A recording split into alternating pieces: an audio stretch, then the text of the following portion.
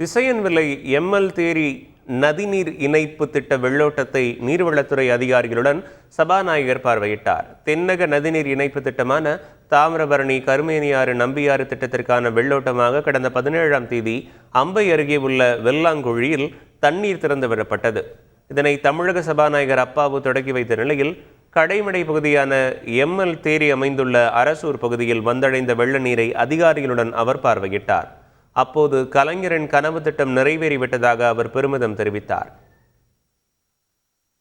இதில் இருக்கின்ற எல்லா குளங்கள் மட்டுமல்ல, இதை சுற்றி 50 கிலோமீட்டர் தூரத்தில் இருக்கின்ற அனைத்து பகுதிகளுமே 50 ஆண்டுகளுக்கு முன்னால் எவ்வாறு நீர்வளம் நிலவளம் இருந்ததோ அந்த நிலைக்கு மீண்டும் வந்துவிடும்.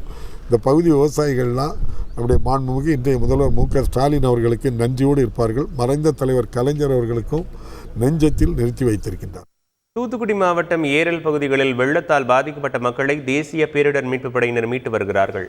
இந்நிலையில் திமுக எம்பி கனிமொழி பேரிடர் மீட்புப் படையினருடன் இணைந்து படகில் சென்று பாதிக்கப்பட்ட மக்களை மீட்டார். மேலும் வாழ்வாதாரத்தை இழந்த மக்களுக்கு நிவாரணப் பொருட்களையும் வழங்கினார்.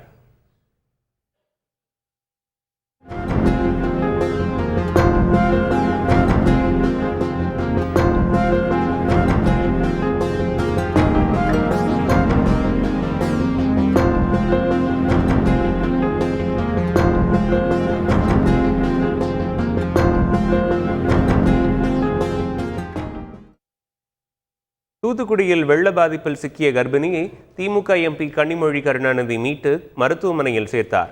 புஷ்பா நகரில் வசிக்கும் அந்த கர்ப்பிணியிடமிருந்து கனிமொழியின் உதவி எண்ணுக்கு தொலைபேசி அழைப்பு வந்தது. இதனையடுத்து அந்த வீட்டுக்கு நேரில் சென்ற அவர் கர்ப்பிணியை மீட்டு அருகில் உள்ள மருத்துவமனையில் சேர்த்தார். கர்ப்பிணியை டெம்போ வாகனத்தில் ஏற்றுவதற்கு உதவி செய்த கனிமொழி அவரும் மருத்துவமனை வரை உடன் சென்றார். அவருக்கு கர்ப்பிணியும் அவருடைய உறவினர்களும் நன்றி தெரிவித்தனர்.